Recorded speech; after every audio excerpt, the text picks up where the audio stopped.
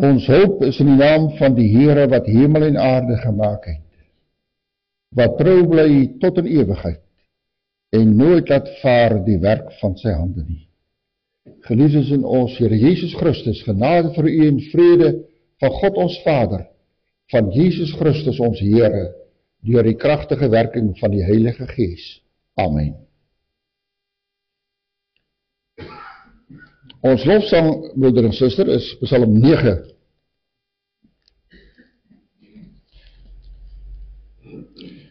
Psalm 9 vers 1 en 14. Ek lees hier die 14de vers voor. Nooddriftiges wat kwyn en leed, sal God nie eindeloos vergeet. Hy sal die hoop van hul bestendig, wat hier verdruk is en elendig. Aangesien dit ook deel uitmaak van die tema van ons woordverkondiging, wil ons die aandag hier vestig op hoop. Hy sal die hoop van hul bestendig, wat hier verdruk is en elendig. Lofsang, Psalm 9 vers 1 en 14.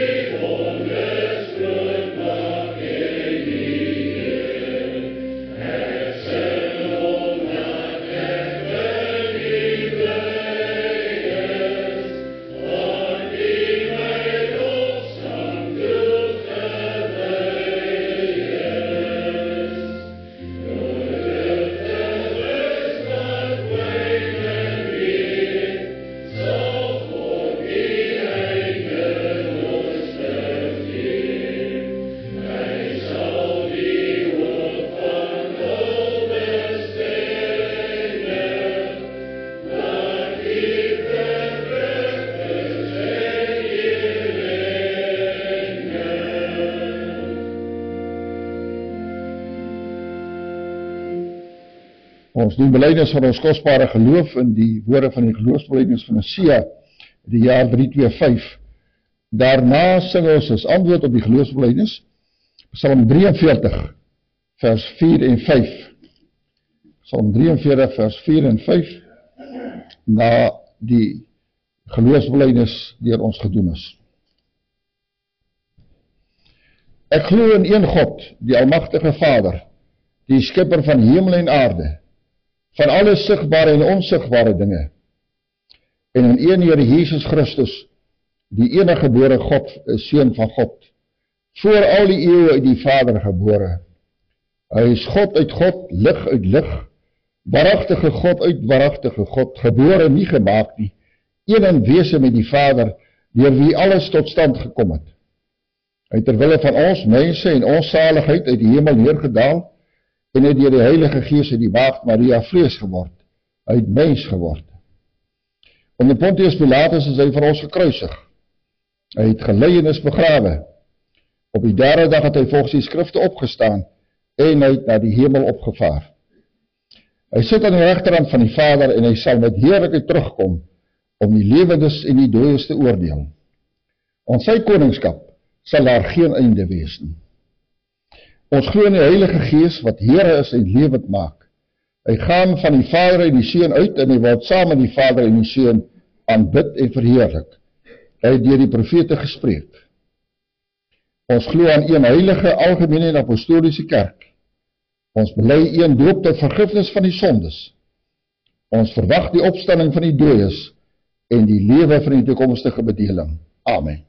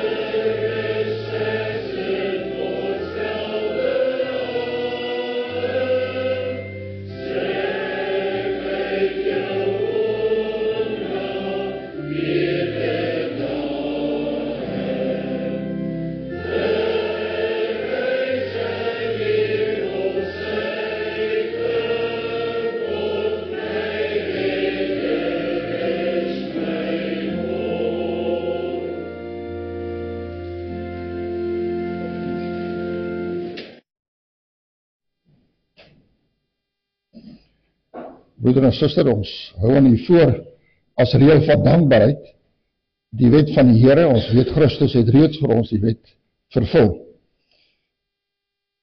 Ek hou dit aan u voor, die 53 vertaling, aangesien ons ook vandag die prediking met die 53 vertaling het. Toe het God al hierdie woorde gespreek en gesê, ek is die Here jou God, wat jou uit Egipteland uit die slawehuis uitgelei het. Jy mag geen ander gode voor my aangesig hê nie. Jy mag vir jou geen gesnede beeld of enige gelykenis maak van wat bo in die hemel is, of van wat onder op die aarde is, of van wat in die waters onder die aarde is nie. Jy mag jou vir hulle nie neerbuig en hulle nie dien nie, want ek, die Here jou God, is 'n jaloerse God, wat die misdaad van die vaders besoek aan die kinders, aan die derde en aan die vierde geslag van die wat my haat. En ek bewys barmhartigheid aan duisende van die wat my lief het en my gebooie onderhou. Jy mag die naam van die Here jou God nie uitelik gebruik nie, want die Here sal die een wat sy naam uitelik gebruik, nie ongestraf laat bly nie. Gedenk die Sabbatdag dat jy dit heilig. 6 dae moet jy arbei en al jou werk doen, maar die 7de dag is die Sabbat van die Here jou God. Dan mag jy geen werk doen nie. Jy of jou seun of jou dogter, of jou diensknegt of jou diensmaagd, of jou vee of jou vreemdeling wat in jou poorte is nie. Want in 6 dae het die Here die hemel en die aarde gemaak, die see en alles wat daarin is, en op die 7de dag het hy gerus. Daarom het die Here die Sabbatdag geseën en dit geheilig. Eer jou vader en jou moeder, dat jy daar verleng mag word in die land wat die Here jou God aan jou gee. Jy mag nie doodslaan nie. Jy mag nie egbreek nie. Jy mag nie steel nie. Jy mag geen valse getuienis teen jou naaste spreek nie. Jy mag nie jou naaste se huis begeer nie. Jy mag nie jou naaste se vrou begeer nie, of sy diensknegt of sy diensmaagd, of sy os of sy esel, of iets wat van jou naaste is nie. Ons kan net so bly sit, dan sing ons as antwoord op die wet van die Here uit Skrifreëming 9:3, vers 1 en 2, ek lees net die eerste vers voor. Voor u wet, Heer, staan ons skuldig. Liefde is die groot gebod. Liefde is ons steeds verskuldig aan ons naaste en ons God. Ons wil u gebod bewaar, maar ons struikel baie kere. Leer ons liefde vir mekaar, maar boal vir u, o Here.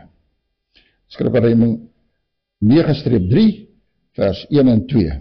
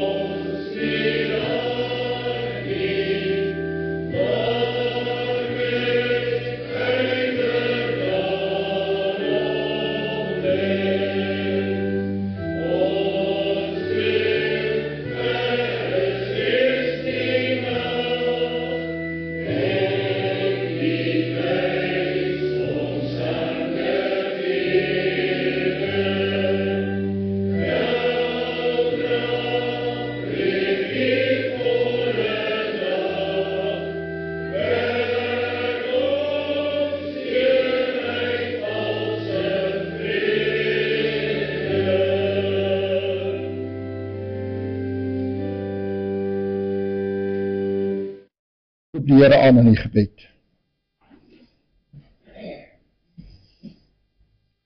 Ons almagtige God, ons dank U vir die voorreg dat ons vanmôre hier saam kan wees as U gemeente.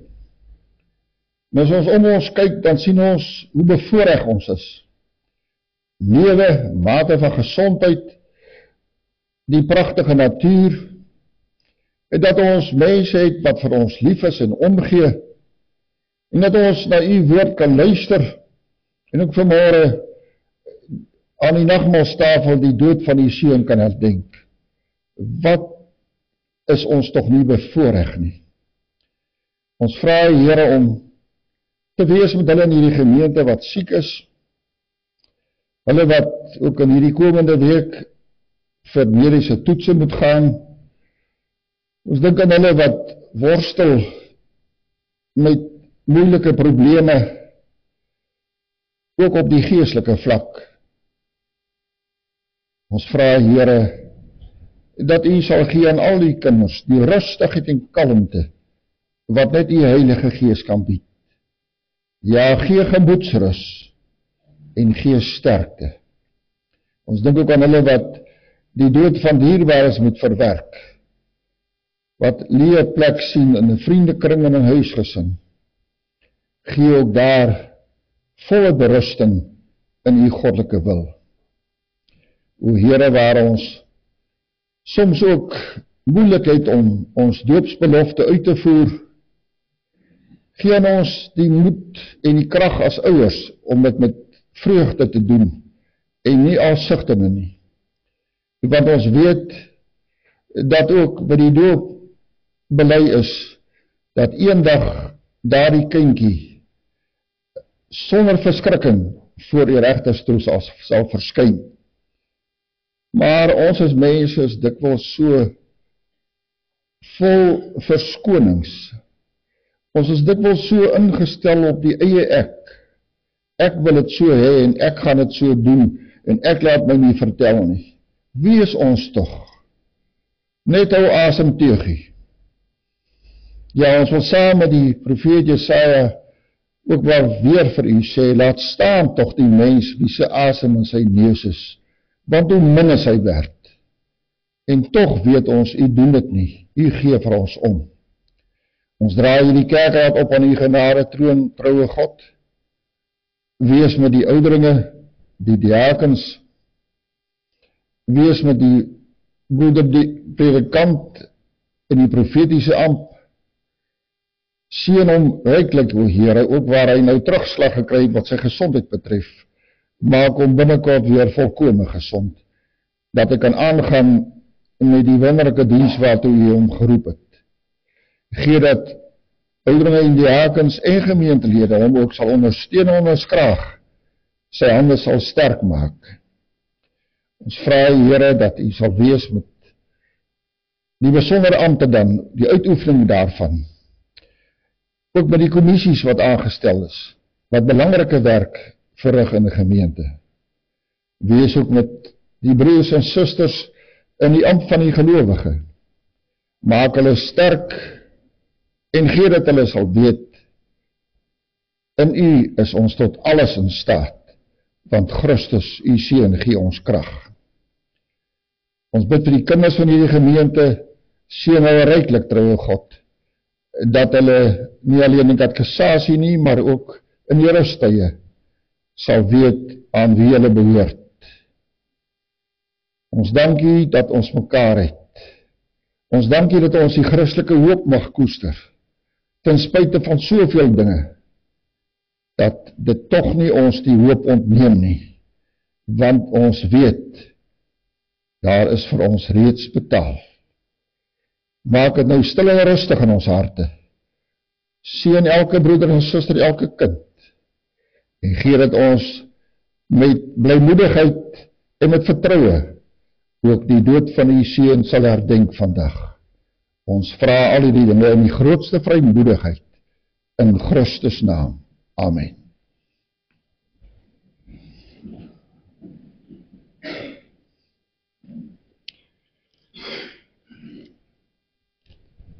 Ons sang met betrekking tot die woordbediening, broeder en suster. is die bekende Psalm 146. Die meeste van ons het met hom groot geword. Psalm 146 vers 2, 7 en 8. Om aan te sluit ook by die tema van die hoop wat ons toch moet koester. Lees ek dan net die tweede vers voor, Psalm 46 vers 2. Moet op prinsen nie vertrou nie, by wie niemand heil kan vind. Op die mens jou hoop nie bou nie. Want as God hul gees ontbind, keer hy na die aarde weer, en hul raadslag stort neer. Psalm 146 vers 2, 7 en 8.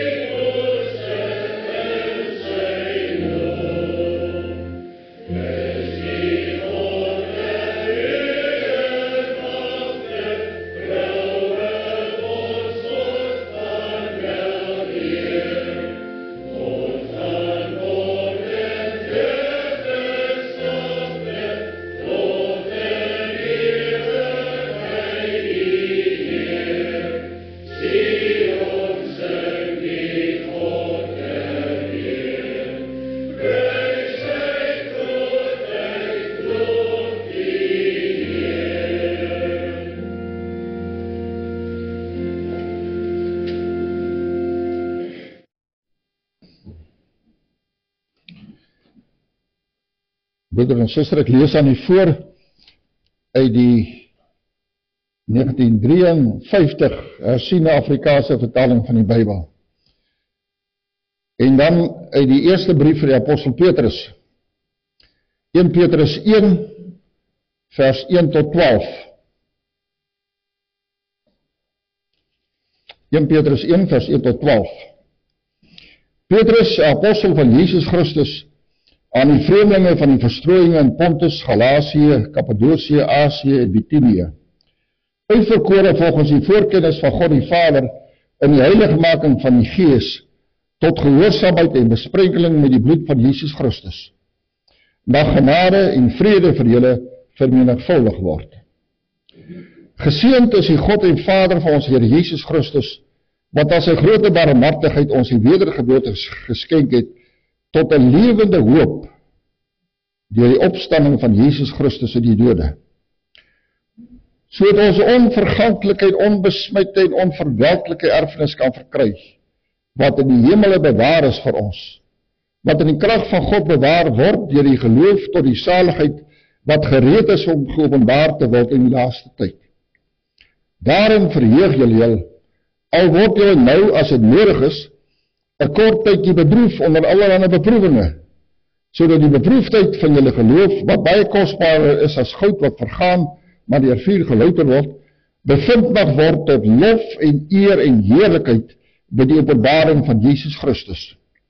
Vir wie julle, al het julle hom nie gesien nie, tog lief het. In wie julle, al sien julle hom nou nie, tog glo en julle verbly met 'n onuitspreeklike en heerlike blydskap. En die einddoel van julle geloof, die saligheid van julle siele verkry. Aangaande hierdie saligheid het die profete wat geprofeteer het oor die genade wat vir julle bestem is, ondersoek en nagevors. En hulle het nagespeur op watter of hoedanige tyd die Gees van Christus wat in julle was, gewys het, toe hy vooruitgetuig het van die lyde wat oor Christus sou kom, en die heerlikheid daarna. Aan hulle is geopenbaar dat hulle nie vir hulle self nie, maar vir ons die dinge bedien het, wat julle nou aangekondig is, deur die wat die evangelie aan julle verkondig het, in die Heilige Gees wat van die hemel gestuur is. Dinge waarin die engele begeerig is om in te sien. Tot sover. Broeder en suster, ons fokusvers of teksvers, hoe jy dit ook al wil stel, is vers 3, 1 Petrus 1 vers 3. Geseend is die God en Vader van ons Here Jesus Christus, wat aan sy groot barmhartigheid ons die wedergeboorte geskenk het, tot 'n lewende hoop. Ja, die klem hier val op die lewende hoop, deur die opstanding van Jesus Christus uit die dode.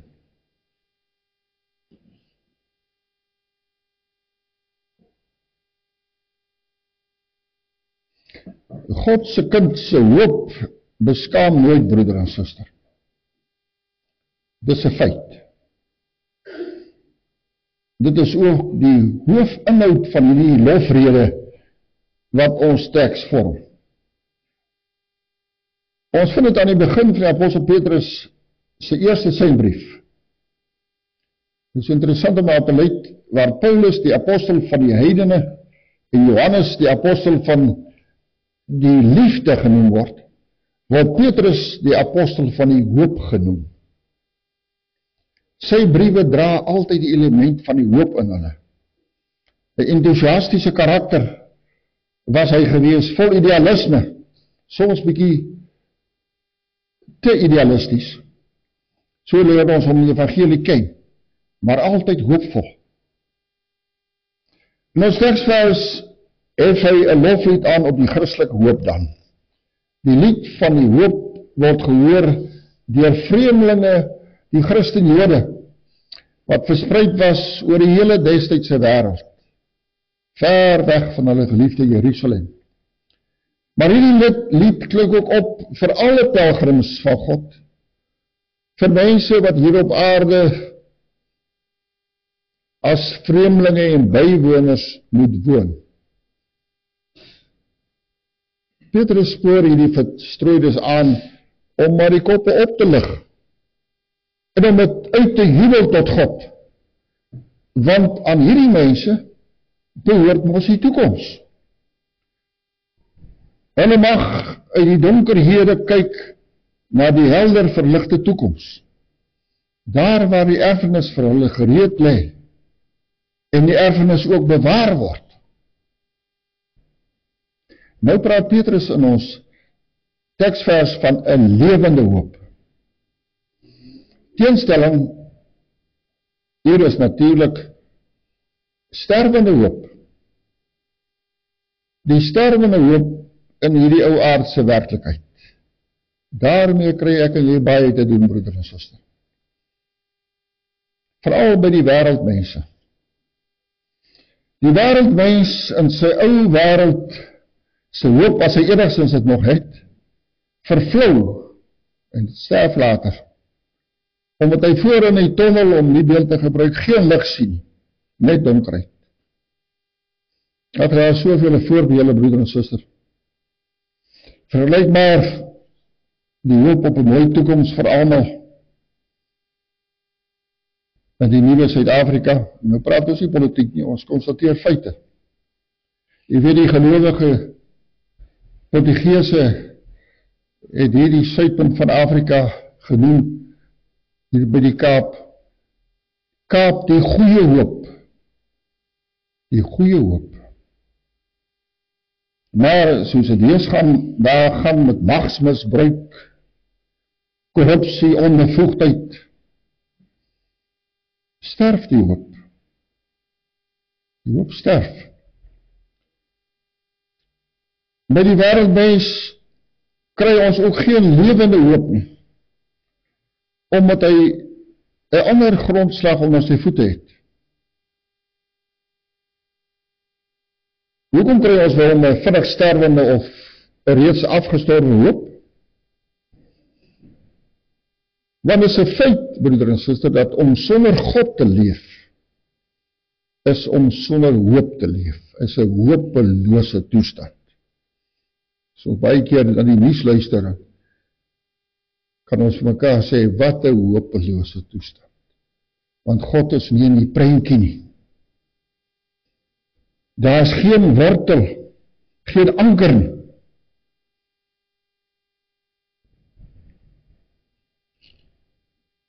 En ongelukkig word het al hoe meer duidelik dat jy kan nie twee in dieselfde juk span, die een wat die hoop het, die gelowige, skrifgelowige, en die een wat dalk ook nie eers op die voorvaders vertrou. Dit werk nie uit nie. Nee, die ware gelowige steun op die beloftes van God. En dan gaan het goed. Maar as ons vastklou aan eie verwagtinge, dan is daar geen lewenskrag en ook geen lewensblydskap te bespeur nie. Dan word aan mekaar vingers gewys. Niemand ervaar en aanvaar skuld nie. Dit is altyd die ander persoon se skuld. Dan lyk die sake wat hy sy terwante aanpak vir ons, die skrifgelowiges, na mors van tyd. Verspilling van asem, totaal hopeloos. Die sterwende hoop maak 'n mens wat buite God omleef, arm en moeg. Negatief, neerdrukkend om oor die dinge te praat, maar dit is 'n lewenswerklikheid, broeder en suster, dit is nie politiek nie. Maar geliefdes, God dank, daar is ook 'n ander hoop, 'n lewende hoop. Dis namelijk die hoop van jou en van my, van elke Christen, van elke gelowige nagmaalganger. En hierdie hoop leef. Leef omdat het gewortel is, geanker is in die lewe van Christus, die Here, wie sy dood ons ook gaan herdenk, en wie sy opstanding. Omdat dit op grond van God se sekere beloftes homself word uitstrek na die toekoms. Toekoms wat jy nie kan bedrieg of teleurstel nie, en waaroor jy nie hoef leuns te vertel om jy geld verduister het nie. Want het wys heen na die kosbare erfenis wat daar weggelê is vir die volk van God. Die lewende hoop is daarom ook lewend, omdat dit jou en my as God se kinders vervul met 'n lewende idealisme. Dit gee namelijk lewenskrag en lewensblijheid, selfs in die moeilikste omstandighede. Want as ons in die dieptes verkeer, broeder en suster, as alles swart en sonder uitkoms lyk, juis dan maak God se gees die hoop in ons harte wakker. Dan sink ons nie weg in die modder van ellende nie, maar wonder bo wonder. Dan begin ons die kop op te lig. Die wanhoop wat reeds aan ons begin knaag het, verander dan in 'n hoop, 'n lewende hoop. Dit verander in die vaste vertroue dat eenmaal alles anders sal word, wanneer ons Here alle dinge nuut maak. 'n gelowige is 'n positiewe mens. Hy loop nie met 'n lang gesig rond nie. Hy word gekenmerk deur 'n glimlag op die lippe en oë vol blydskap. Dikwels word daar ook maar kwinkslae uitgedeel en dit word geniet, maar nie gemeen nie, nooit. Jy kry ook 'n humor wat gemeen is, jy weet waarvan ek praat. In die lewende hoop skuil dan ook die geheim van jou en my se voortdurende blydskap. Ware blydskap is alleen moontlik as ons deur die geloof sterk aan Jesus Christus verbind is. As ons hom uit die hart uit lief het. Baie keer ontmoet jy 'n vreemde persoon en dan skielik voel jy aangetrokke, want jy kom agter die persoon het 'n ander karakter. Hy is 'n gelowige. Hy leef in hoop en nie in moedeloosheid nie. Hierdie hoop van die gelowige is vas en seker, want 'n stewige anker in ons God en Vader. Petrus noem hom in ons teksgedeelte, die God en Vader van ons Here Jesus Christus, deur sy Seun ons verlosser is hy ook ons God en ons Vader. God die Vader se werk is hier die duidelikste. Nie die belangrikste nie. Al drie, Vader, Seun en Heilige Gees se werk is belangrik, maar is die duidelikste.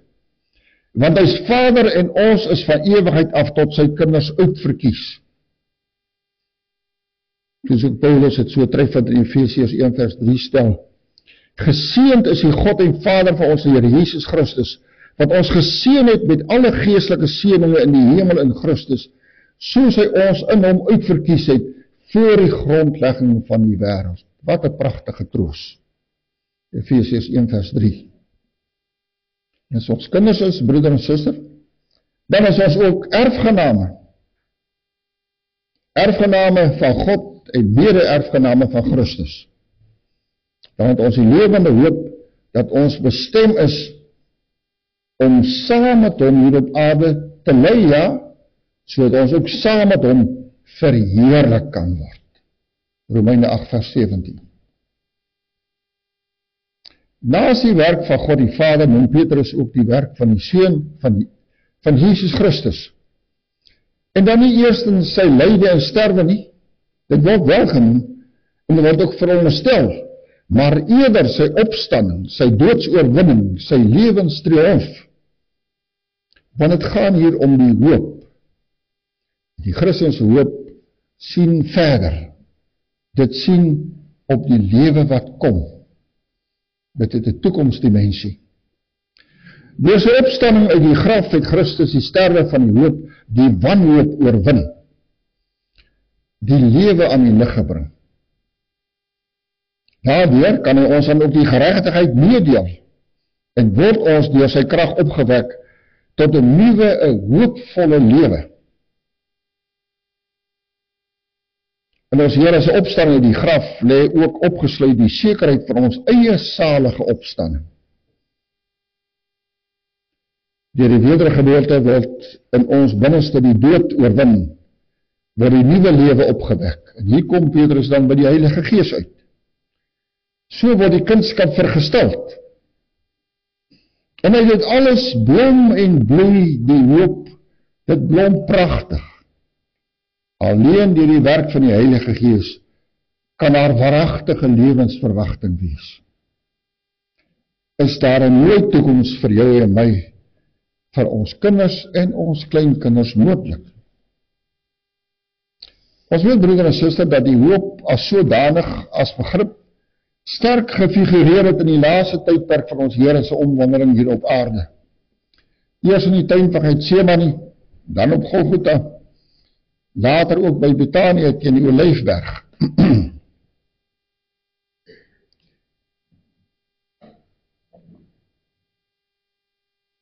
Opmerklik is dit dat die hoop hier deur verskillende groepe mense op totaal uiteenlopende maniere gekoester word. As ons in die tuin van Getsemane na die betrokkenes kyk, is dit duidelik dat die Fariseërs en skrifgeleerdes op hierdie tydstip gedink het dat die einde van die pad nou vir Jesus van Nasaret aangebreek het. Sy geval was hopeloos, om die minste te sê. So het hulle gedink. Maar die discipels het die eers goeie hoop begin plek maak vir 'n sterwende hoop. En toe Jesus eers gevange geneem is, ja, toe was daar vrees en wanhoop, geen hoop meer. Markus vertel ons dat hulle almal die Here Jesus verlaat het en gevlug het. Markus 14 vers 50, die hartseer gebeurtenis. En aan die kruisvoet op Golgotha, daar het die verbygangers saam met die Romeinse soldate, die owerpriesters en die skrifgeleerdes met ons Here gespot, hom beledig. Hulle het hom meer gesê, ander het hy verlos, homself kan hy nie verlos nie. Met ander woorde, is verby met hierdie man uit Nasaret. Hy is reeds sterwende, sy situasie is benard. Hy is 'n totaal hopelose geval. Ook die discipels en ook die vroue se hoop was ongelukkig sterwende. Daarom wil hulle aanvanklik in hulle wanhoop nie glo dat hy op die derde dag uit die dode opgestaan het nie. Het is interessant dat as ons kyk na die oorspronklike Latyn, jy weet die ou vertaling van die geloofsbelijdenis het ook gesê uit die dode opgestaan, en nou die nuwe sê uit die dooies opgestaan, of uit die doodheid opgestaan, maar as jy nou kyk na die oorspronklike Grieks, dan is het eintlik uit die lyke opgestaan het. Daai wonder, hy was 'n lijk, maar hy het opgestaan. Nee, hierdie vroue en disciples in die kerk wat hulle verteenwoordig het, se hoop het ongelukkig nie lewend gebly nie. En op die Olyfberg, daar by Betanië, daar was sekerlik al die disciples hoop tog nog lewend gewees. Lewend dat hulle Here wat nou na die hemel wegvaar, in heerlikheid weer sal kom. Tog nie, broeder en suster, ongelukkig nie. Mattheus sê, toe hulle hom sien, het hulle hom aanbid, maar sommige het getwyfel. Mattheus 28 vers 17. Sommige het getwyfel. Ja, die groot twyfelsaaier, die ou duiwel, was ook by ons Here se hemelvaart teenwoordig gewees. Hy was ook daar by Betanië. Hy het die goeie hoop, die lewende hoop vir sommiges daar verander in 'n weifelende hoop. En so gou hoop begin twyfel, is het eintlik niks werd nie. Weifelende hoop pas nie by 'n ware gelowige nie. Broeder en suster, mag ons as kerkmense ons hoop in hierdie ou wêreld dan altyd as 'n vars en nuwe hoop beskou en beleef. Mag het 'n lewende hoop bly, want ons het 'n lewende Here, een wat graf en dood oorwin het, en een op wie se wederkoms ons 'n heerlike hoop kan vestig. Die Hebreërskrywer noem die Christelike hoop 'n anker van die siel wat veilig en vas is. Hebreërs 6 vers 19. Pragtige beeld. Christelike hoop 'n anker van die siel wat veilig en vas is. En as ek en jy se skip simbolies gesien in die onstuimige wêreld see aan so anker vasgeanker mag wees, dan sal ons lewens mos nooit op die rotse kan beland nie. Ja, so hoop is in sy wese 'n lewende hoop. 'n Hoop wat verseker sal oorgaan in aanskouing. Aanskouing op daardie dag wanneer God alle dinge nuut maak. Ek en jy het uit genade deel aan hierdie lewende hoop, broeder en suster. Koester dit dan, omhels dit in groot dankbaarheid. U is bevoorreg. Amen. Waar ons gaan oorgaan tot die nagmaalsviering, gaan ons eers sing Skrifredding 17-3. Skrifredding 17-3, vers 1 en 2. Ek lees net die tweede vers. Heer, u liggaam is gekruisig, en u bloed het u gestort. U versterk my gees vir ewig. U bepaal wat van my word. Ek ontvang die brood en beker as die tekens van die trou. Ek sal sing, want ek weet seker dat u liefde my omvou. Skrifredding 17-3, vers 1 en 2. Oh,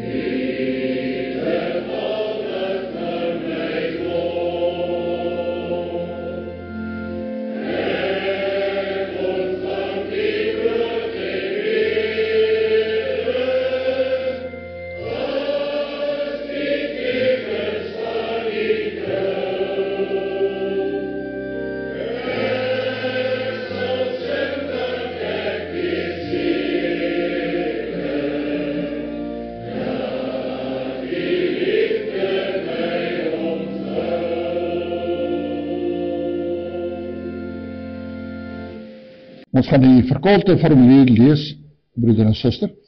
Dus in die ou psalmboeke op bladsy 626, as jy dit wil volg, in die groen psalmboek, bladsy 128. Geliefdes, luister na die instellingswoorde van die heilige nagmaal van ons Here Jesus Christus, soos Paulus het beskrywe. Ek het van die Here ontvang, wat ek ook aan julle veroorgelewer het, dat die Here Jesus in die nag waarin hy verraai is, brood geneem het. En nadat hy gedank het, dat hy dit gebreek en gesê, neem eet, dit is my liggaam wat vir julle gebreek word. Doen dit tot my gedagtenis. Net so ook die beker na die ete met die woorde, hierdie beker is die Nuwe Testament in my bloed. Doen dit so dikwels as julle daaruit drink tot my gedagtenis. Want so dikwels as julle hierdie brood eet en hierdie beker drink, verkondig julle die dood van die Here totdat hy kom. Wie dan op onwaardige wyse hierdie brood eet of die beker van die Here drink, sal skuldig wees aan die liggaam en bloed van die Here. Maar die mens moet homself beproef en so van die brood eet en uit die beker drink. Om die nagmaal derhalwe reg en troostryk te vier, is dit nodig om onsself vooraf reg te ondersoek en dit tot sy gedagtenis te gebruik. Die ware selfondersoek bevat hierdie 3 hoofpunte. Ons moet nadink oor ons sonde en vervloeking en ons moet diepe berou hieroor voor God verootmoedig. Ons moet die vaste belofte van God glo dat al ons sondes alleen op grond van die soenverdienste van Christus vergewe is en dat sy volkome geregtigheid ons toegereken en geskenk is. Ons moet die opregte begeerte hê om met ons hele lewe lank aan God te bewys, om ons hele lewe lank dank aan God te bewys, opreg voor hom te wandel en in ware liefde en eensgesindheid met ons naaste te lewe. Wie so gesind is, wil God in genade aanneem en in die seëninge van die nagmaal laat deel. Maar hulle wat hardnekkig en sonder berou God se gebod oortree, eet en drink 'n oordeel oor hulself. Daar verkondig ons aan alle afgodsdienaars, towenaars en waarsêers en die wat aan hulle glo, godslasteraars en skeurmakers in kerk en staat, mynediges en ongehoorsaames, moordenaars en twistsoekers, egbrekers, hoereerders, dronkaards, diewe, rowers, dobbelaars en gierigaards, om nie na die nagmaal van die Here te kom nie. Want niemand wat liefdeloos en aanstootlik lewe, het deel aan die ryk van Christus nie. Tog kom ons nie na die nagmaal omdat ons onsself sondeloos en volmaak ag nie. Inteendeel, ons kom juis omdat ons lewe buite onsself in Christus soek. Daarmee erken ons dat ons van nature deur die sonde dood is. Ons het inderdaad nog baie gebreke, gebrek aan geloof, gebrek aan ywer in God se diens, aan liefde tot God en ons naaste. Ons het egter deur die genade van die Heilige Gees in harte berou oor ons sondes en begeer opreg om volgens al die gebooie van God te lewe. Daarom kan ons seker wees dat God ons genade aanneem en waardig maak om deel te hê aan die hemelse spys en drank.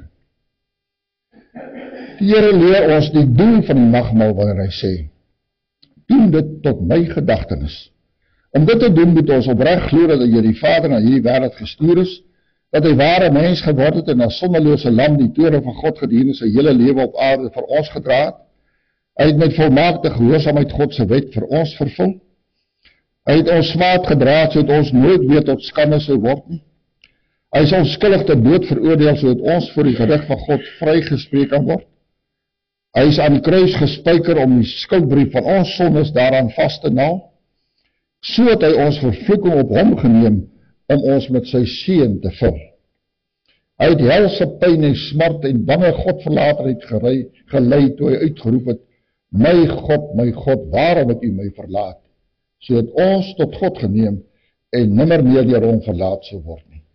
Uiteindelik het hy met sy dood en bloedstorting die ewige genade verbond bekragtig met die woorde, dit is volbring.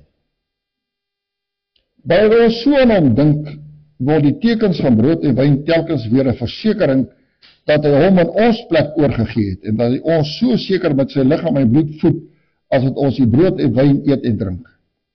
So wil die lewende Christus deur sy gees ons van sy liefde verseker en ons tot die vaste wete bring dat ons ook tot hierdie genade verbond behoort. En elke keer as ons nagmaal vier, verkondig ons sy dood totdat hy kom. Daarom laat die fees vir die nagmaal ons ook met groot verlange uitsien na die bruilofsmaal van die lam. So leer die nagmaal ons om die enige kruisoffer van ons Here Jesus Christus as die enigste grondslag van ons saligheid in die geloof te omhels. Daar is sy liggaam gebreek en sy bloed vergiet tot 'n volkomme versoening van al ons sondes. En hy het vir ons die ware voedsel en drank van die ewige lewe geword. Deur sy dood het hy vir ons die lewendmakende gees verwerf, wat ons aan Christus in ware gemeenskap verbind en in al sy rykdomme laat deel. Dieselfde gees bind ons ook as lede van een liggaam in ware liefde saam. Omdat ons almal aan die een brood deel het, is ons almal een liggaam.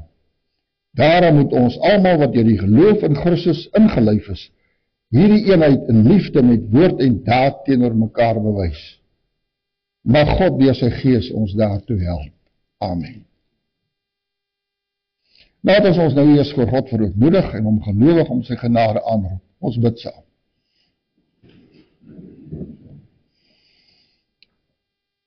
Barmhartige God en Vader, ons dank U dat U ons die troostelike gebeurtenis van die verliefde Seun Jesus Christus se bittere dood laat gedenk. Ons bid U gee deur die Heilige Gees opregte vertroue in ons harte, om ons al meer aan U Seun oor te gee, sodat ons met hom die hemelse brood verkoop word, en ons nie meer in ons sondes nie, maar in hom mag lewe. Verseker ons dat U ons genadige Vader is, en ons U kinders en erfgename. Help ons om onsself te verloon, ons heiland te bely, en met verlange te wag op sy wederkoms, wanneer hy ons tot in ewigheid by hom sal neem. Verhoor ons, o God en barmhartige Vader, om Jesus ontwil. Amen. Terwyl die broeders en susters, diakens, die tafel in gereedheid gebring word vir die nagmaalsviering, sing ons sittende Psalm 23 vers 3, U bring vir my die tafel in gereedheid. Psalm 3.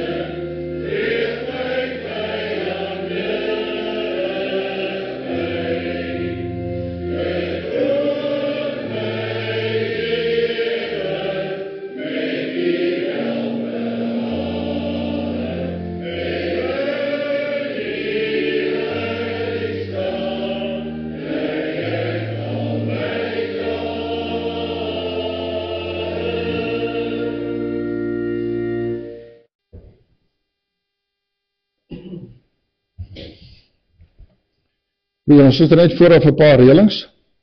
Ons tafelpsalm is Psalm 116. Ons sing dit eers aan tafel klaar en dan staan die nagmaalsgangers op en gaan na hulle plekke toe en daarna sal ek u weer uitnooi. Laat ons nie dalk met mekaar bots in die gange nie.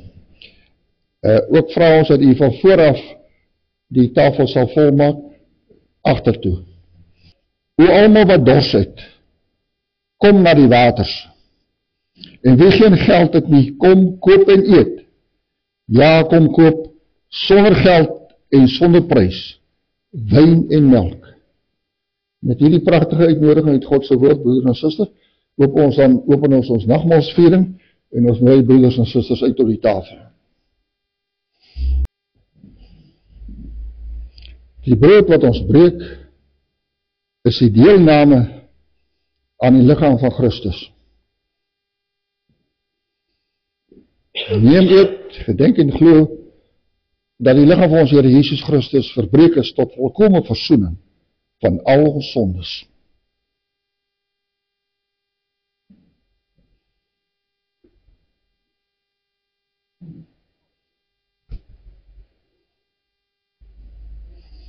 Die beker van danksegging, wat ons met danksegging prys, is die gemeenskap met die bloed van Christus.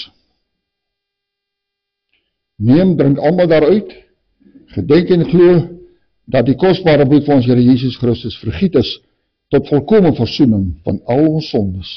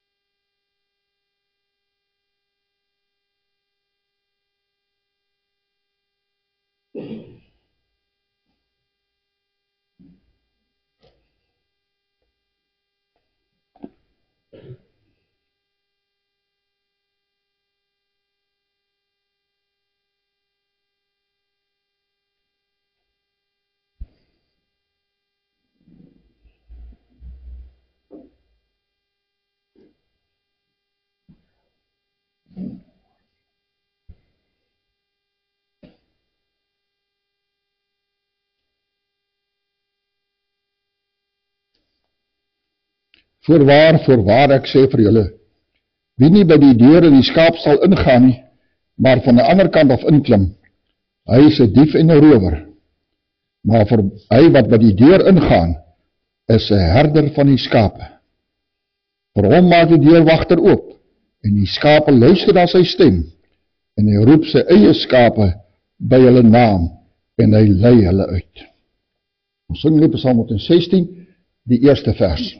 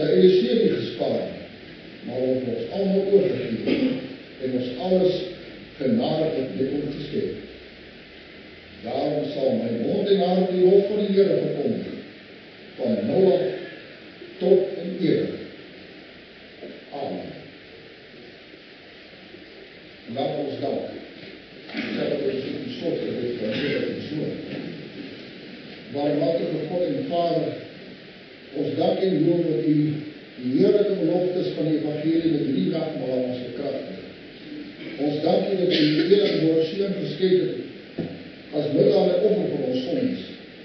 Ons dank U vir die ware geloof waardeur ons deel kry aan die offer van die seun. Ons bid U dat deur die werking van die Heilige Gees, die verkondiging van die dood van ons Here Jesus, ons daagliks laat groei in die geloof en in die Here gemeenskap met Christus. Waar ons nou na die erediens ook gesellig saam kan verkeer, terwyl God seën ons ook daar.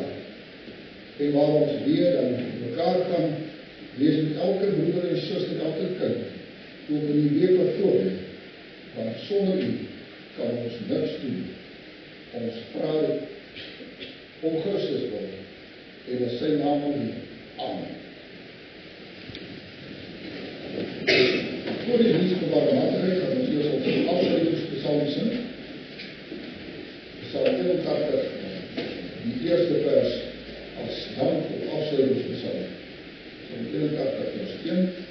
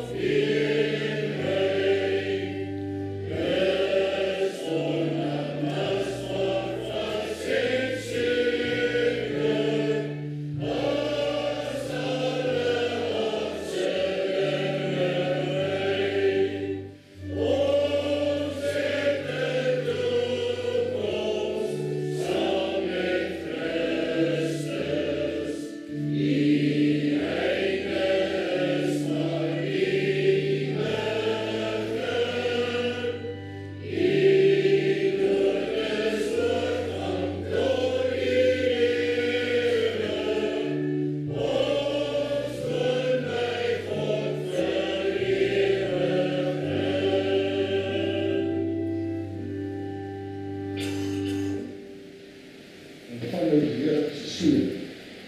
Die Here seën u en loop u. Die Here maak sy aangesig op u en gee u vrede. Die Here sal u seën en Die Here laat sy aangesig oor die skynings in u genade. Die Here verhef sy aangesig oor u en gee u vrede.